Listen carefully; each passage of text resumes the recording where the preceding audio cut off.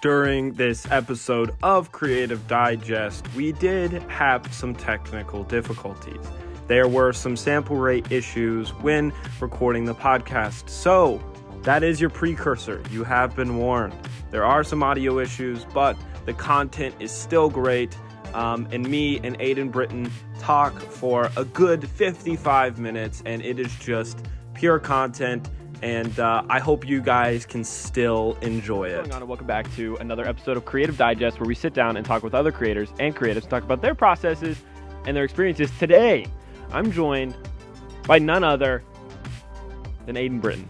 It's Britton, right? Yeah. Okay. Like the country. Like the country. That's honestly how I remembered it. I'm not going to lie. No, easiest way to do it, honestly. But not spelled like the country, right? No. Ah, that's a shame. Yeah. Aiden's It'd film... work out too well that way.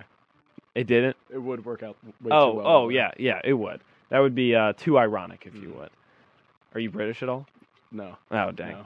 No, so, but you are a film major. Yes. Here at UC, more specifically CCM. I don't want to take away that title from you by saying you're a UC student, you know. Right. We all are Cincinnati students. So. We are. Media production. What is your emphasis? Like, what are you like specifically in media production? So, media production, like the way they do it at CCM here, it's just an umbrella term. Like, yeah, it's one of those things where it's like you're more film side, but we still take basically the exact same classes. And then, are you required to have a minor? Me? Yeah. Yeah. Yes. So same here. So, I'm actually double majoring, so I'm doing media production marketing. Oh shoot. I'm minoring, well, as of right now, I'm minoring in communications. That's Nice. a pretty, but I think it was because I just liked the minor so much. The class that I'm taking right now, I liked so much that I'm like, let me minor in communications because I want to take Similar classes. persuasion and civic engagement. That was why. I mean, plus there's so much you can do with communications. Yeah, it's that is a blanket term. That is a blanket yeah. major. Dude, this is not. These are so good though. Let me tell you. Yeah, I'm out here featured with water. Those are so good. I've actually never had Prime. Dude, wow. I wish I would have brought an extra bottle. Dude, where's Logan Paul? Get him sponsored on I'm the podcast. going to send this clip to them because I would love to be sponsored. Imagine that my first sponsorship is from Prime. That'd be crazy. Out of nowhere. That'd be crazy. Anyway, it's a great drink. I mean, I'm gonna promote it even without being sponsored. But okay, so you're a film media student. You're a second year, right? Yep. You're not a little freshman anymore. No, thank God. You've been in the game for a while. You have some skin in the game, if you will. I'd like to think so. What would you say are like challenges? No, let's start with the good. What do you like about film school? Well, I mean, it's probably one of the same things I love about college in general, and it ultimately comes down to the people you meet. I mean, it's one of those things where you go to CCM versus, like, the engineering building. You're going to come across a lot of different people. It's one of those things where it's like I like working on different sets, whether I'm working audio, video, it really doesn't matter. You're going to meet so many, like, insightful people that are going to teach you a lot. That's one thing that I, like, really love about it. And on top of that, it's just one of those things where you get to, flex your creative muscles and really pursue something more specific to you. That was a great answer. Thank you. I didn't even send him these questions. That was a great answer. Okay, so what do you not like about film school? Like, what are the parts that your professors aren't going to tell you when you're applying? What are the and I know this is like pretty deep for the first 3 minutes and 46 seconds, but so I'm gonna answer this two ways. The Okay. first way is the one that I initially think when you go, what do you not like about film school? The second one's the actual answer you're gonna be looking for. okay. So the first one I hate is when it's one of those things you become, you get to know so much more about film, media, anything in general that you watch through a screen. Mm-hmm. You can tell how edits are done. You can tell Oh, how certain camera yeah. angles are shot, stuff like that. So it's one of those things where I am the worst person to go see movies with. Or, like, I'm the worst person to watch movies with at all because I'll see something and it'll either bug me or be like, oh, wow, that's super cool. Yeah. It doesn't even matter if I'm watching with people. I'm still thinking about it. Oh, 100%. So it's one of those things where it's like you can enjoy movies so much more, but also you're much more of a critic, which I've never seen myself as. So I'm kind of just like, Dang it. oh, well. Comes in the industry. Yeah. I would say the other thing, it's one of those things where you really have to play to your strengths. Okay. It's one of those things, film school is very rewarding, but also it can be very punishing. It's also extremely competitive, like a lot of industries. So for me, it's one of those things where I've definitely had to work on things like coming into college. I mean, when I was in high school, super unorganized. So that was one thing that immediately I had to get better at was, going through all pre-production, everything, making sure I was managing my time out. So that way, when it actually came to filming, that I was, had my right headspace and that I had everything I needed. So it's one of those things where you learn. That sounded like a positive, but I don't know if that was a negative. It's like one of those. Okay, all right. It's one of those things where, I mean, you have to work really hard, just like anywhere else. But yes, and I think playing off of your second point was it's extremely competitive. It is. It's like, and that was honestly something that Kevin Burke told me whenever like I started the application process. Big Kevin Burke fan. Big Kevin Burke fan. He was telling me, he was like, yeah, we like nothing but promote healthy competition and all this kind of stuff. And I'm like, yeah, I love that, because like now I like see other people succeeding, and it just drives me to want to succeed more. Or I mean, it's one of those things where I'll definitely see something like, why didn't I think of that? Yeah, that too. Like, oh, damn, they did that so well. Man, if only I would have you know, oh well. I was trying to give like the political answer, but no, you're right. You're right. It's one of those things where it's we keep it real here. We do. We keep it. Yeah, we do keep it real, because there's a lot of times like I'll watch somebody else's like piece, or like I'll read somebody's script, or like in my screenwriting course and all this kind of stuff, and they'll just come up with some like crazy dialogue, and I'm like, dang it, that's good. How did I not think of that? I mean, another thing about going completely off, but another thing that I love about film school is I don't have to take math classes because I'm such an English guy. However, I screwed myself by going into marketing, so. You still have to take math classes. Oh, well. Of some. What type of math classes are in marketing? It's just like applied calc. Oh, okay. Which it's not hard. I'm just really bad at math. I was never a calculus guy. And I never took it. I never took calc. I took pre-calc. I did not. But I was never one of the. I've always like been good at like writing. Oh, That's That's it. Where did you? And I completely skipped over this question. We really just jumped into it with me not even asking the initial question of when did you like get into film? When did this happen for you? Well, it actually wasn't more so film. It was more so, well, in high school, huge music guy. Okay. Really wanted to go into music performance and music education. That was the original plan. However, COVID-19 happened, all that fun stuff. And it was one of those things where I was like, maybe I don't want to do this. Like, because, if I want to perform, gig work is such a big part of it. And it's one of those things where you never know what happens. Yeah. So it was one of those things where I started looking at like, what other things make me happy that I want to like potentially pursue as a senior in high school, knowing as much as I do. But I was a huge tech guy in high school. Loved being like around audio equipment, working with audio. Loved doing like setting up lighting presets, all that fun stuff. So it's one of those things where I was like, well, why not combine lighting, audio. I did some video stuff, but not much. And it was one of those things where I just started slowly getting into it. I already did photography, and I was like, I'll try it out. Come to college for it, and, here we are now, really enjoying it. Dope. Yeah, wow, okay. So that's a later answer than I've heard other people talking about. Like, whenever I have some people on the podcast, they're like, when I was a kid, No. And so, which is really cool. I really enjoy that answer, because a lot of people who listen to the podcast are either just trying to figure it out. They never even would have thought about listening to a creative podcast until I'm like, hey, you should listen to this creative podcast. And then like it just starts sparking things, right?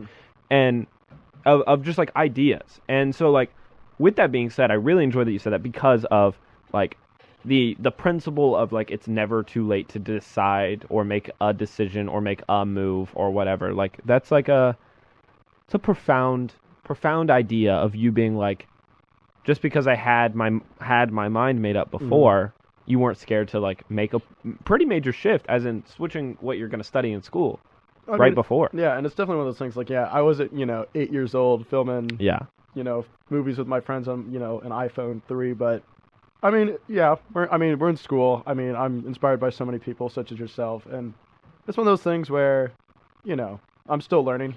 I have plenty of Oh gosh, yeah. I have the rest of my life to learn stuff from people. So, I mean, it definitely comes down to just got to do whatever inspires you. No, and back down to the simplest part. I enjoy that, because I mean, I said it a couple episodes. Do you know Evan? Last time? Kodapori? Kodapori?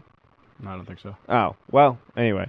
On an episode that I did with him, like maybe a month ago at this point, we talked about like allowing yourself and not getting not letting your ego get so big that like you're not willing to become like a beginner again, or you're not willing to learn and all this kind of stuff. And like we really, really dug into that about like it's not about getting good at your craft, it's about getting good at learning and all this kind of stuff. And so like to me that was just so revolutionary, and like just him bringing up a point like that was just like, yeah, of course. Like why I agree with that. Nobody is good enough. Nobody is better than learning. Nobody's like above the idea of like some kind of greater education. Whether it comes from a college or an institution, that's up to you. Oh, yeah. But, like, if you're not actively growing your mind and stretching yourself, like, for me, YouTube only went so far.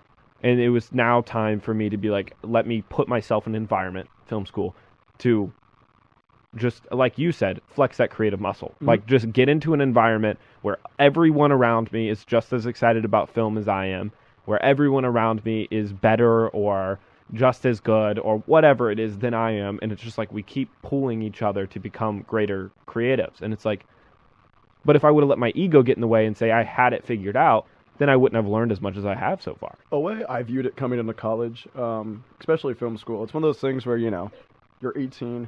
I was lucky that I, grew up around Cincinnati for most of my life. So it's one of those things where it's like I had an idea of where I was going to be. But, I mean, when you come into something such as film school, I mean, I feel like a lot of people can relate to this. I always just thought to myself, like, everybody's in the same position. And same thing comes to, like, when I'm trying to, like, try something new for, film or something. And I'm not sure if it's going to work. It's one of those things, I always just say, like, go out, try it. Doesn't work. You'll figure it out. And, I mean, it's one of those things where it's, like, when it comes to ego, like, you can't know everything, especially as, a second year in college. Yeah. I mean, unless you're making multi-million-dollar blockbusters, then call me. But yeah, literally. I always thought to myself, it's one of those things where you can learn from anybody for anything, and it's one of those things where not always will people have an answer to a question you might have. You have to like go out and like innovate and either find the answer you're looking for or create something better. Yeah, no, 100%. And that's what like college has just like forced me, and it's honestly provided, at least so far, like it's provided resources and like people who have been like, it was specifically some of my professors, like I've just been like, hey, like this movie that like, because I had to do like I have to literally write a feature length script for one of my classes, my final, and I told him, I'm like, yo, I want to make this movie. Like, I want to eventually turn this into a screen-ready script and all this kind of stuff. And so with that being said, like, he's like, okay, cool. Then that means, like, I need you to, like, be willing to stay after class so that we can, like, I can coach you through it. Because, like, the grading scale for just getting the project done is much lower than he thinks it's going to need to be screen-ready and all this kind of stuff. Yeah. And it's like, but to me, that just speaks miles about the types of, like, and obviously not all professors are this way, but the willingness that people around you and the professors are to see you succeed. Like, they're so willing to just be like, oh. No, don't knock over the sunny. Don't knock over the pita chip boxes. The amount of people that have commented on the pita chip boxes is absurd. Absurd. You don't have a little mini tripod? No, I don't have another mini tripod, okay? I broke the quick release plate. Oh no. Yeah. That's so rough. That was that. But it's okay. The pita boxes are always sitting right there. Work. They always sit back there. They're empty. Nobody's touched them. So I'm like, all right. That's what I'm going to use. For those listening, my Sony is sitting on top of 2 Townhouse Kellogg's brand pita boxes. Mediterranean herb crackers. Oh man, hey, that's a great segue. Yeah, what's your seriously. favorite movie? Favorite movie. So the most basic film question. Yeah, no, obviously. I mean, it's one of those things where you can break it down by genre, but honestly, for some reason, one of my favorites, and goes back to being a musician and going through this, essentially the same struggle, except not, filmed. Whiplash, featuring Miles Teller, J.K. Simmons. Phenomenal movie. Haven't seen it, about a drummer. Everybody probably has at this point after the whole Miles Teller Fad. Yeah, seriously. After he became a god. After amongst men. Maverick and he exploded, I was like, yeah, I saw some of his other, lower budget films before other people. I'd say another like close second have to be La La Land. Absolutely love that. Phenomenal soundtrack. Yeah, Those are great keep answers. listing. Those are great answers, and here's why. And I touched on this just before the podcast. The script that I'm writing is so heavily inspired by Whiplash and La La Land. Those two specific movies, it's insane. Oh, they're incredible. Dude, yeah, gosh. I've probably seen La La Land one too many times. Like Oh, I've gosh. watched it enough times to where it's like that has to be your favorite movie.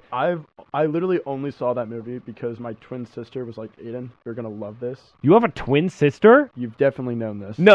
Yeah, no, I have a twin sister. She goes to U of Miami. That's such cap, dude. You don't have a twin sister. I'll literally. Do you want me to pull up a photo right now? You're I'll show you after lying. the cast, but Wow. no, she was originally like, Aiden, like, you're gonna love it. Like, you should Yeah. totally check out this movie. And I was like, nah, because it's more on the. For those who haven't seen it, it's more on the musical side. Oh yeah. And I was like, going through a fade of like, no, not my type of movie. Like, I don't like to normally sit down and watch full musicals at that time. Now I obviously enjoy them a lot more, but phenomenal movie. Wow. I'm just still sitting over here astonished that you have a twin sister. That is just That was the biggest breakthrough that will ever happen on this podcast. literally. I don't know. We could probably stop the show from this point on. The amount of friends that I have that go to U of Miami, it is Yeah, it's uncanny. quite It's surprising. uncanny. I could probably go there and know just as many people that I know here, which is insane. All to right, me. that's a lot. Yeah, no, I know a lot of people from like high school that went there, but not that many people. Like, because I just I like this friend. It's like, oh, you go to U of Miami. It's like, oh, you go there too. Your sister. Yeah. I know her now. I know of her. That's just There we go. wow. Yeah. Twin sister and everything. I Oh, mean, yeah. that's wild. Did you guys ever consider going to school together? No. Wow. Well, for me, it was between CCM here at UC or I use Jacobs School of Music. Wow. So those were always really originally my plans. For her, she was pretty much just going to go anywhere, really. She was going between like Purdue and Miami. And Very a few smart. others, She's but, yeah. smart, isn't she? Oh, a lot like smarter than I am. academic. Like academically, yes, a lot smarter. than me. Yeah. That's It was one of those things where, in high school, grade reports come out and, she's getting 4.0 and I'm like, I want to go to film school. literally. You're like, sorry, mom. I did maintain a 3.7 or something, 3.8. I definitely was. I was maybe like a 3.3, so it wasn't that Yeah. bad, but like You were an AB comparatively, student. Yeah, no, pre-calc definitely brought that down though. But I have to say it now. Sorry to all of my high school teachers. I cheated on 90% of the projects that we had. Oh, 100%. Sorry about Best way that. to do it. Projects, homework, all of it. Even tests. I would figure out a way. I was an animal. I'm glad we were the same way because. Speaking of school. All right. Speaking of school. All right. Do you think, honest answer, do you think in 2022 film school is needed? Yes. Short answer, yes. Okay. Wow. Extended answer. Hot take on saying yes, in Yes. 2022. So- Go ahead. Now here's how I look at it. Okay. Short answer, will it be needed? Yes. Okay. But you will have people who are outside of that bubble. You're going to have independent creators who have been doing, since like freshman year of high school, growing on their skills, getting very good at it, and they can immediately go into some form of, you could start out off as a, PA, you could immediately go into just video editing, something small, show people you know what you know, go from there. So yes, you can do that. Okay. However, I feel like it's one of those things where, a lot of big names are not going to have that figured out so quickly. Well, up and coming. You might have people that, like us, who are going to, film school now, sophomores, on a podcast, doing our own thing. And then, eventually, because of this, connections we make leads to bigger experiences, which leads to, better roles. That's how I view it. I agree. That's a great point. For me, I'm not married to the idea of finishing film school. All right, yeah. But what I am married to the idea of is I saw film school as an opportunity 100%. to do what we talked about earlier, as in flex the creative muscle, meet all kinds of insane people. That to me is what I'm paying for. Oh, 100%. And then finally is the stepping stone that it is facilitating. It is quite literally setting up Creative Digest, the podcast that I'm extremely passionate about. It's something that like started even before film school, is now taking like a step up, and obviously it has so much room to keep growing, to like keep taking steps up. Somebody just walked into the other room and it really distracted us. I just came out of class with him too. Oh, did you really? Yeah, I love Luke. He's the audio guy, yeah? Yep. Yeah.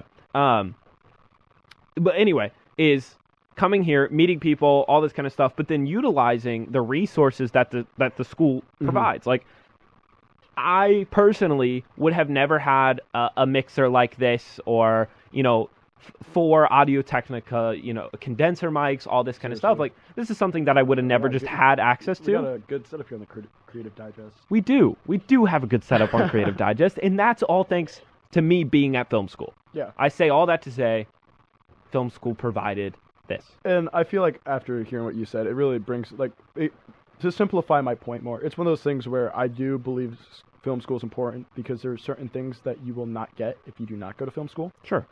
But I do feel like a lot of, like, if we're going strictly content, spend enough time on YouTube, you could probably figure it all out. 100%. 100%. If you're talking about strictly knowledge to brain. The amount of times I've wanted to learn how to do an effect and I just go to YouTube, figure it out to implement it into a project, literally every time I work on something. 100%. And that's where I think that my point comes to is, if I have an opportunity that's going to take me away from school, but I see it as the next step. Yeah. I view my lives in steps. I don't know what the goal is. I don't have a goal right now, but as long as I view it as a step up for my career, then I'm going to take that, right? 100%. Like, if there's like which obviously this wouldn't happen this early, but come be a cinematographer on a film set in Germany or whatever. It's like, okay, I'm not staying here, just like, you know what I'm saying? Like, what do you mean? You don't want to stay in Cincinnati? I love Cincy. It's so far been a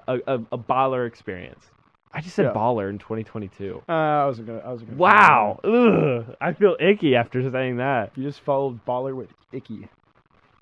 I'm gonna quit the podcast, dude. I give up, man. This New host Adian Britton.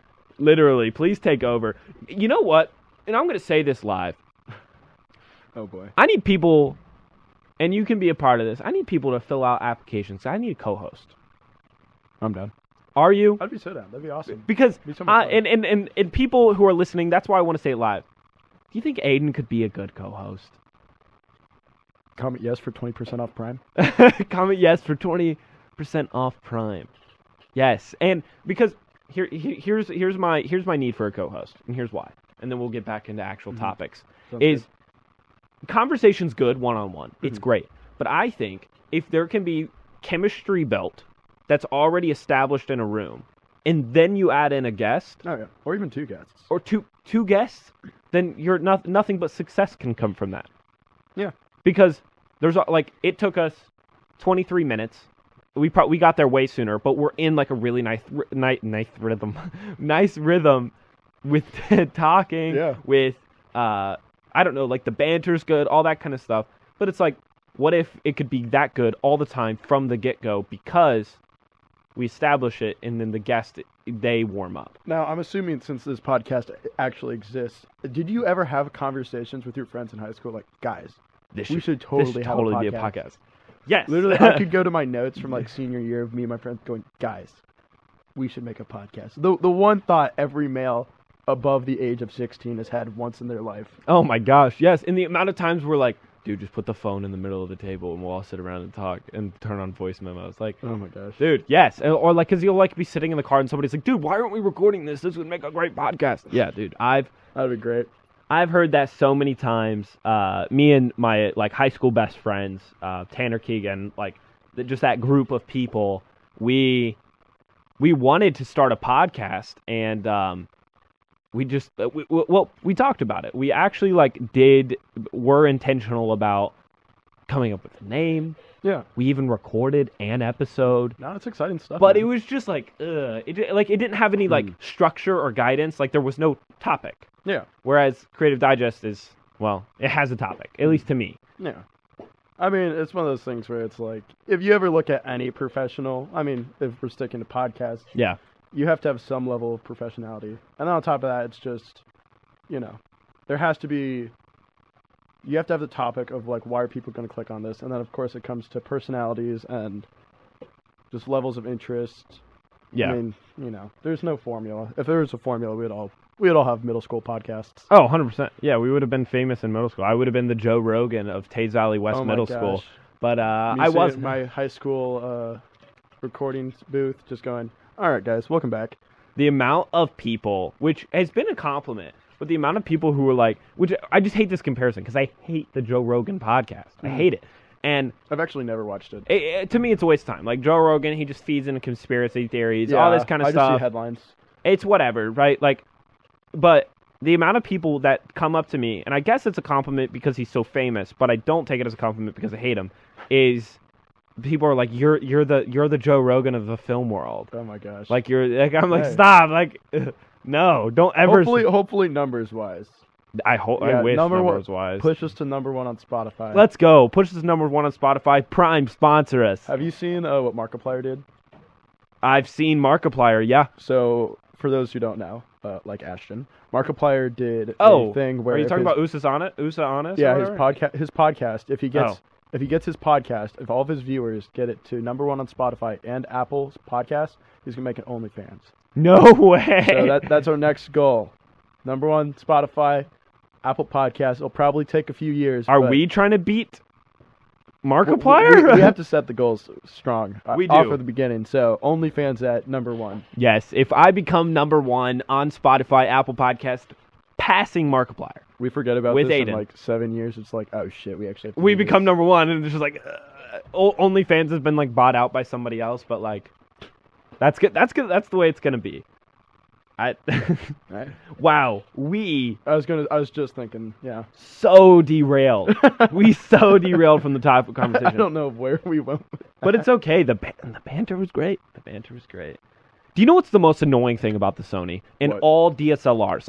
Let me just get on my I- technical soapbox for a I have second. Sony, so I want to hear this.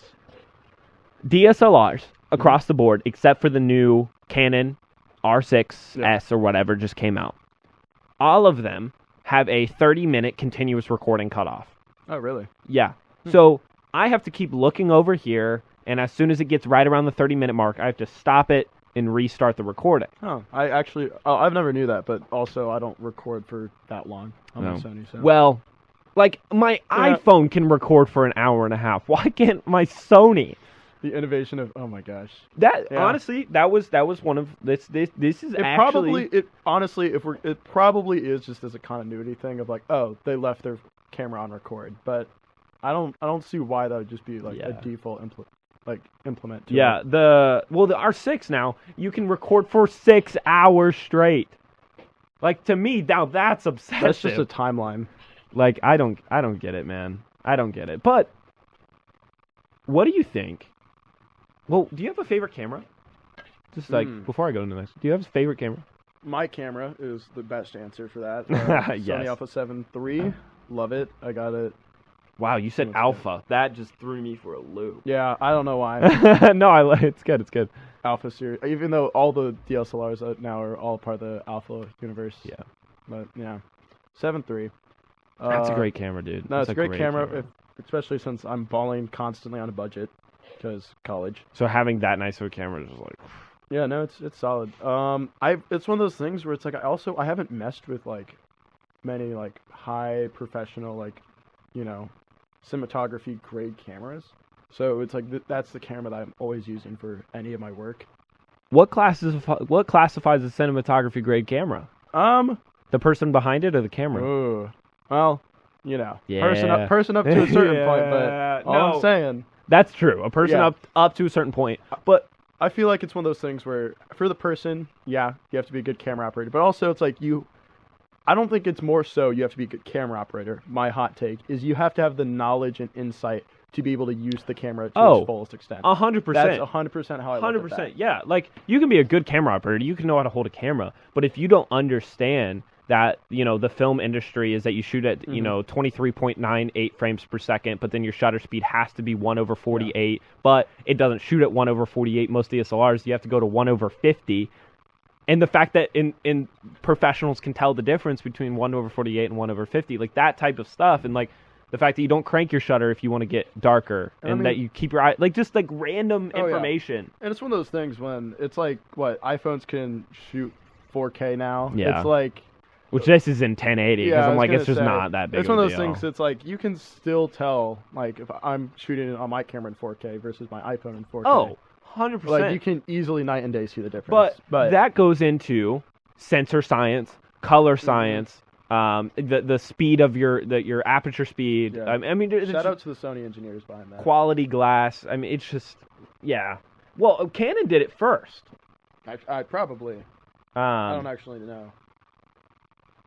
In the sense of they patented color science. No, didn't know that. Yeah, which is crazy to me, and that's why everybody's like, I love the Canon look. You heard people ever say that? I probably have at some point, if probably not recently, but it's definitely something I've probably heard. Yeah, people. Yeah, they say it, and which I agree with. I do agree with because I started on a Canon. I started on a Canon Rebel T3i, and I mean. My first weddings, my first gigs, all that kind of stuff was filmed on a Rebel T3i. And that's why on the podcast I preach so much of it's not about the gear. It's about the person using the gear. 100%. Well, and it's more of a limitation thing. It's I want to get started in film, so how do I get started? Use your iPhone if you want to get started. But then as soon as you as a creator maxes out your iPhone, you stewarded the lowest thing you had. What you want to do, you can no longer do on your exactly, device. And then you take your step up. Oh, then you max that out. Then you take for me, it's I want to my dream camera, to have in my arsenal. Obviously, is an Arri Alexa. 100%. Whose isn't right? It's just got that digital grain look, but on a digital or film grain look, but on a digital camera. Obviously, you can get it with an anamorphic adapter, all this kind of stuff. It's a beautiful camera. I mean, you look at cameras but I'm not there yet. Yeah, you look at a camera series from whole you can find from all the way low end budgeting to whatever $8,000 camera that company's offering. It's it's one of those things. There's a camera for anyone, and B, I mean you just have so many options. So many options. And each does something different. Some do something specifically better than others, but the prosumer market is so hot right now. That's insane. That's where obviously entry level, whatever, that's always kind of been a thing. If you just want to get a camera, use your iPhone at this point. But it really, for me, quality level, it goes iPhone and then prosumer, then pro, right? Mm-hmm. And then all of the cheap whatever knockoff point and shoot cameras you can use, whatever, right? Oh my gosh, I'll get ads for some discounted Sony cameras and you can easily tell they're just cheap knockoffs. Oh, 100%. It's ugh. Well, and then Sony, obviously they used to be, and then they fell out because Canon stepped in, Blackmagic stepped in, Red stepped in, and which the Red Komodo being, I would consider that a prosumer camera. Yeah, no. Because it's so cheap. I've seen a lot of people using that more, actually. Oh my gosh, and it's beautiful. What is it? I mean, 8K RAW, uncompressed, or you can do 12K. No. It's 6K oversampled. I was gonna say 12K. Holy shit. No, yeah, 6K oversampled. So I guess it's 4K. It's a 6K image squeezed into a 4K box or whatever. So, but so many people using these cameras, and then Sony was like, shoot, we want to get back into the cinema industry. So then they just out of nowhere dropped the updated version of the Sony Venice. I did see that, and it's been a standard. The past year, probably. Everybody's been every indie filmmaker and their mom has been get the Sony Venice. Do you know Danny Gavirtez? He's a YouTuber. Oh, no. Oh, okay. Do you know who Matty Hopoya is? No. Wow. Peter McKinnon? What is this, a quiz? I'm just I will say I am not on YouTube as much. Let me point you to those three people. Yeah, but anyway, I'm gonna have to do some homework. For Danny Gavirtez dropped a series. Okay. On YouTube because he was a YouTuber first, who then just recently made his first feature film, and he dropped a 4-part documentary series that followed the production of that movie, which the movie's not out yet, but it follows the production of the movie. Probably the best filmmaking documentary I've ever seen. That's actually super cool. And it came out the movie was shot earlier this year, and then a couple months later they just released this documentary that's insane. Nonetheless, they use the Sony Venice. That's that roundabout story to get to that. I see where you went with this. Yeah, no, So- I'll have to do some homework. Send me some names to look at. For sure. So recently, I've been seeing filmmakers getting back into, like, professionals, getting back into film production, like as in shooting on film. What are your thoughts on that? So, personally, I think it's cool. I mean, I feel like every once in a while, you see it in every industry, people always go back to something. Mm-hmm. Like, whether it's just for the aesthetic of it or just like they like the vintage film look in this case. One of those things, I mean, there's definitely talented individuals out there that can make some pretty cool stuff with that. So it's one of those things where it's like super excited to see. I don't know about you.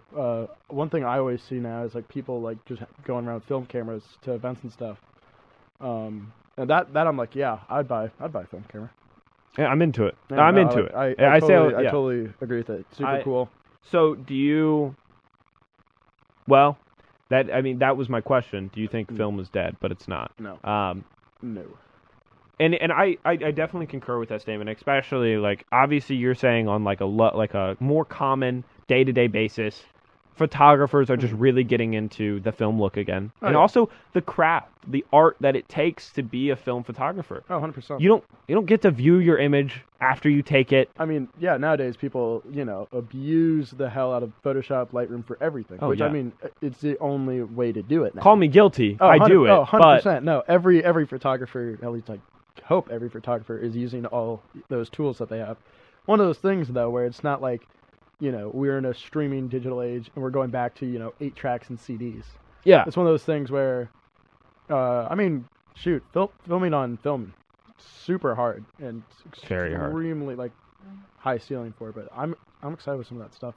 Well, I mean, there's just so many like crazy techniques, and I've noticed like the film artists specifically, but obviously in film, it forces people to be or to like become ingenuitive, right? Like, for instance, the new Batman movie, they Loved it. phenomenal, dude, so good. But Greg Fraser and Matt Reeves, and their colorist, all sat down on a table and were like, "This is the look we want," and they're like, "That's impossible," and he's like, "No," and here's how. And like they just came up with this insane process of filming it on the Arri Alexa. They filmed it on the digital, basically color graded it, put it onto film, skipped bleach, didn't know that. scanned it back to digital, final color grade.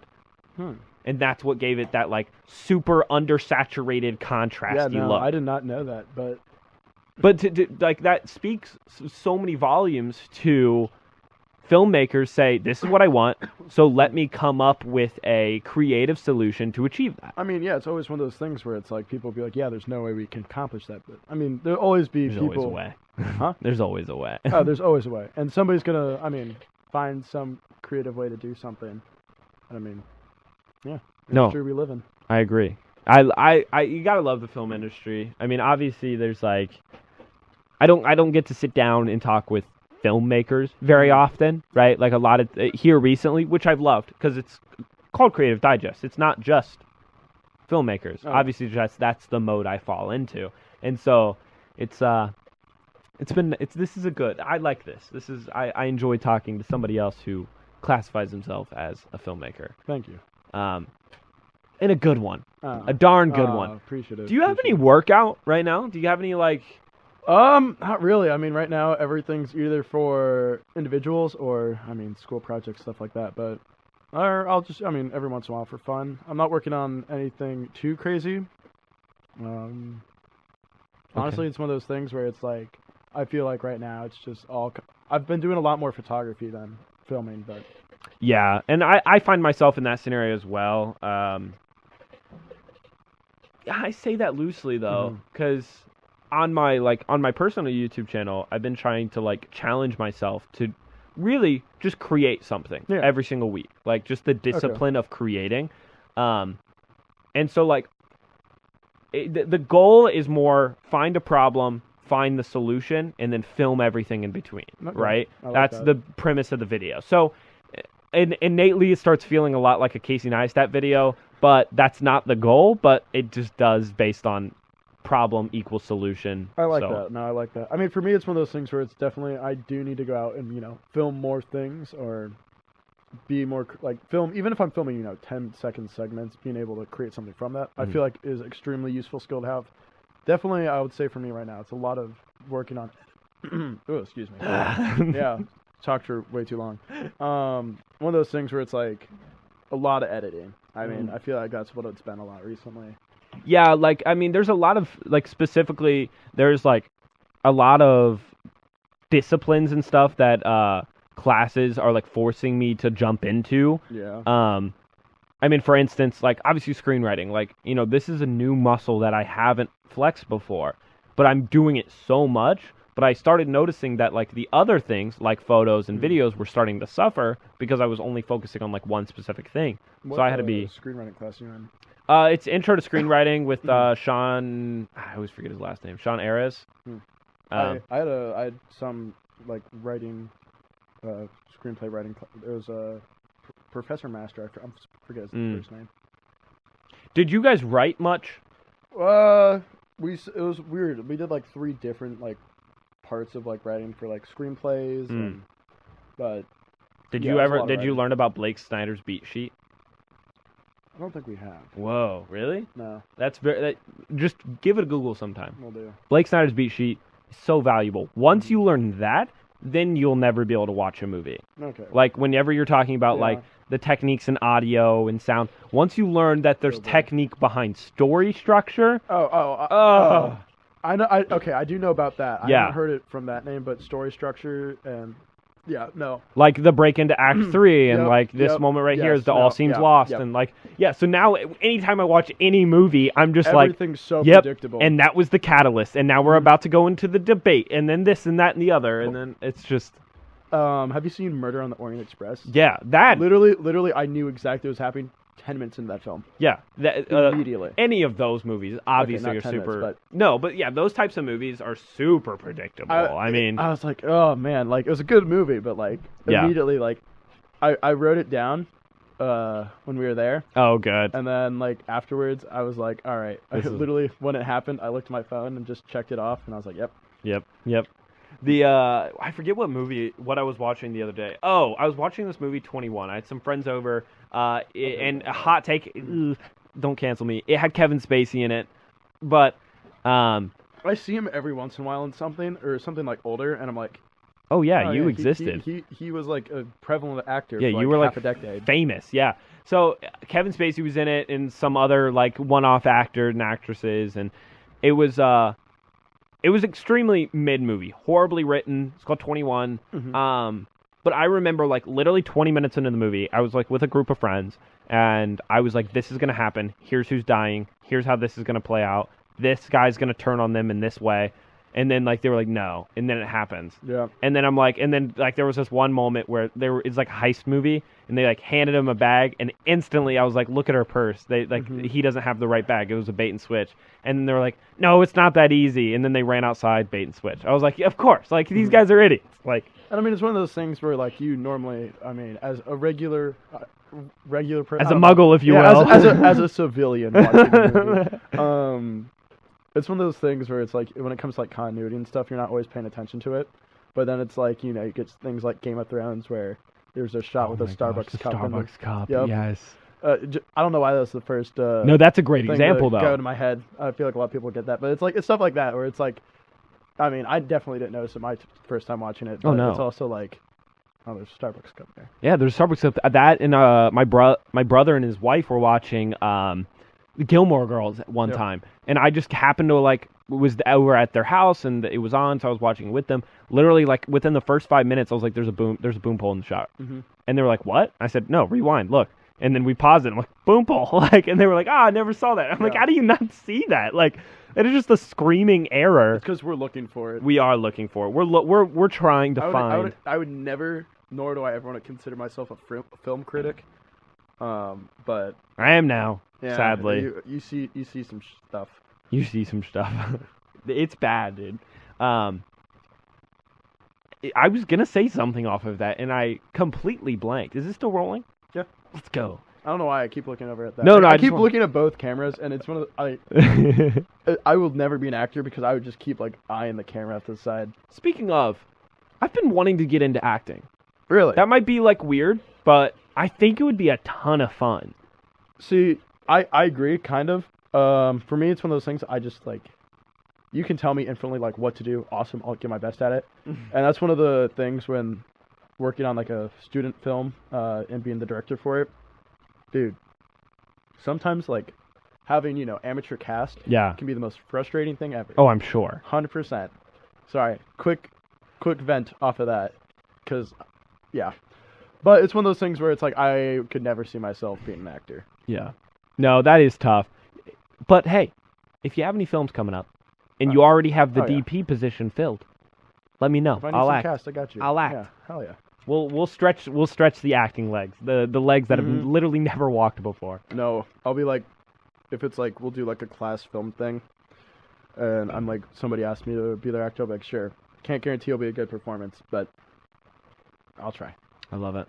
What is something that you like learned here that you feel like you could have learned somewhere else? All of my editing knowledge. Okay.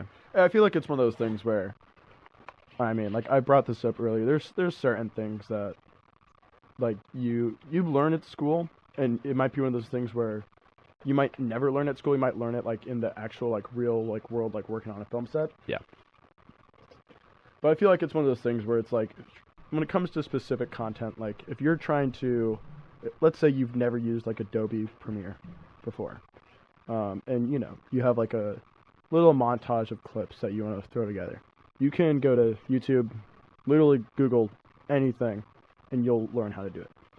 Might take an hour of your day, but you'll now know how to do that, and then that you can slowly build off of. You can start getting into certain effects, After Effects, whatever. I feel like that's the more replaceable stuff, and I don't know about you. I'm kind of glad that's something that's not really focused on in class. I just thought about Taylor Swift. I'm sorry. No, you're good. You just said I don't know about you, so I said I'm feeling 22 in my head. So I'm sorry. No, you're good. You're good. Good reference. But it's one of those things where it's like I'm glad they don't really teach about that because I mean so many people already have a baseline for it. Mm-hmm. But yeah, that's my answer. No, that's a great answer. I love that answer. Yeah. Whenever I like learn things on YouTube, I try to be like really intentional about like instead of whenever I learn a technique, whenever I learn, let's say it's a transition or whatever, right? Back or let's say really early in my film career when I was like learning how to do whip pans and stuff like that. Like instead of waiting to make like a 20-minute short film and then implementing the techniques I learned, I would literally just make like a 30-second snippet of like whatever just to practice that technique. Now, in the amount of videos like that I have that have like never seen the light of day is insane. Just because it's like facts. Like I was like learning, I just got some like new lav mics, and I'm like, well, how do you hide these properly? How do you like where should I put it on the body so that it sounds the cleanest? Whatever, right? And so like those types of things, and so instead of waiting until I like am on set or I'm in an interview type setting, like with a client, and I'm having to figure these things out, I just put myself in I just like grabbed a scene from my movie that I'm writing, and I'm like, cool, turn this into a phone call scene and make the scene, but using that mic strictly, right? Those types of things. And it was like an exercise to like figure out how to like use a new technique that I learned, whether it be from YouTube or like new gear and stuff. Also, like stuff for like that always stresses me out the most. Using like new gear, trying to figure out how I should use it, or even like if I'm working on like a new scene, something like that. Yeah. Oh my gosh, the amount of time I put into like the pre-production for like specific scenes like that is insane. Because I always fear like I'm gonna show up to like a certain spot. There's not gonna be like something that I'm like. It's gonna be different than what I like was shown. Mm-hmm. And I'm always just like so scared that I'm not gonna have like a backup plan for whatever reason. That's yeah. For audio and like just audio's easy. I love audio. I love audio I can do too. that any day of the week. And I was laying in bed last night, and I have a buddy from Miami, who is about to make a movie, and who's looking. I'm actually going to be the DP for it, but I'm going to provide some of the other gear, like audio and stuff. Which I'll talk to you more about this off podcast, but about the shoot and the needs that he has. So he was talking about audio, or I was thinking about audio, and I'm like, how do I want to mic this up? Like I now have the control of how to mic this up, but then I'm also like, what do I want to use as my redundancy? What do I want to use as whatever? And so I started thinking, and I came up with like the most jerry-rigged solution, but I'm like, shoot, this might work. I'm literally like putting at least my thought is put the lav mic on the boom pole, right? The lav mic on the boom pole with my shotgun mic running into my regular audio recorder, and then the lapel mic sending straight to my camera. I love that. So that I technically could have clean audio right out of camera, like on the timeline, clean audio. Or if that doesn't work, then I have the redundancy being sent to the audio recorder, and it's still slated. I love that. I mean, I haven't had to jerry-rig anything like that. Like, the worst thing came up, like, off the top of my head is the light stand I was using. Okay. The base of it wouldn't want to stay open. And it kept wanting to collapse on itself when, like, the light was on it. And, I mean, all I had was, roll of gaff tape. So, just gaff tape. Wrap that bad boy around it enough times to where it just wouldn't fall anymore. And we just pretended that nothing happened. Does the school here have any Benro tripods, or is everything here Manfrotto? Do you know? I don't know off the top of my head. I would be surprised if there wasn't any. Okay, because I'm not sure. I just need to talk to Kenneth actually, but my guy. Yeah, Kenneth Allen. He's a top tier human being. Oh yeah. I just came back from class actually before. His class? Yeah. What class is it? Film and TV production. Oh. Shoot. Okay. So. Keep it straight. And then we go right into radio production. Well, hey, here we are, radio production. You're getting it live. 100%. No, but particularly my Benro tripod, right? I have one personally. The flip lock is broken on one of the legs. Okay. Which is like the whatever. Yeah. And I have been emailing. This is just my gripe. This is my gripe to Benro USA. I've emailed them. Benro USA at parts. That's where you should be going to get replacement parts, because you can't just buy replacement parts on their website. They don't make it that easy. I have to send in my serial number to my tripod to prove that I own a Benro tripod, because there is no resale market for Benro. Like, they don't want you to be able to go on Amazon. I thought my hand was in the way. Yeah, they don't want you to be able to go onto Amazon and just buy something. So, that's fine. Sometimes Amazon's clutch for that. Like, literally, I literally have a pack of like 10 like bait place screws for my camera, just for like, because I lost one time. Yeah. So now I have 9 more. Yep. If I ever lose one. Yeah, I lose those all the time. It's like $6 for. Well, because there's those little rubber pieces in your quick release plate to keep the screw from falling out, right? And that's how you change out sizes depending on the camera, like the thread size. And obviously most are 1/8 inch, whatever. But they all the time I lose the rubber piece, which inherently makes me lose my screws. It's ridiculous. 53 minutes. Yeah, we've been going. And I think there's somebody else who's after me in this room at 6, but I've never seen them. I've never seen them, and I've been in here after 6 before. But supposedly there's supposed to be somebody in here. With that problem. With that being said, yes, we sadly have to cut it off at 55 minutes. I hate it. I hate doing that. But trust me when I say you'll be back on. Oh, you'll be back. I'm excited for it. You'll be back on the podcast. There might be another guest here with us. I don't know. Yeah. You can put that together if you will. Prime, sponsor us. Aiden, any final thoughts though? Any final thoughts? What do you got for us? What do you want to tell the world? Man, I could think of something like clever. Put me on the spot, Ashton. That's the podcast. And I can't even go back to Prime sponsoring. Townhouse Pita Bread sponsor us. Somebody else. Yeah. No. I love it. No, Aiden, thanks for being on today. Thanks for taking me. time. Oh yeah. I know your schedule was a little rushed, but I appreciate it. We're all good. Make sure that you go to the Spotify, the Apple Podcast, and now on YouTube. This is a video form. Woo-hoo! Subscribe, follow, so that you never miss an episode, and make sure that you tune in next week when Aiden figures out how to do a backflip off of this desk. It's one that you're going to want to stay around for. It's going to be awesome. Definitely go to the YouTube, watch it out there. You can watch me looking in my camera way too much, making sensual eye contact. Sensual? Oh, yeah. I didn't get any of that. Yeah, no, this is eventually going to turn into an ASMR. Just get ready for it. During this episode of Creative Digest, we did have some technical difficulties.